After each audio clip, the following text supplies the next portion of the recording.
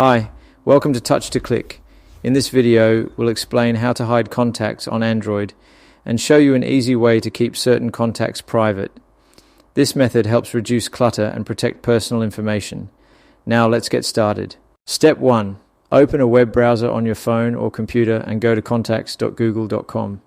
This website lets you manage all contacts synced with your Google account in one place. Step 2. Make sure you are signed in to the correct Google account by checking the profile icon at the top right. This is important because only contacts linked to this account can be edited or hidden. Step 3. Click on the contact you want to hide from the list. This opens the contact details page where you can see the name, number, and other saved information. Step 4. Tap on the three dots icon at the top right corner of the contact details page. This menu contains extra options for managing how the contact appears. Step 5. Select Hide from Contacts to remove the contact from your phone's contact list. The contact will still exist in Google Contacts, but won't appear in your phone or apps that use contacts. Thanks for watching, and don't forget to subscribe to Touch to Click for more helpful Android guides.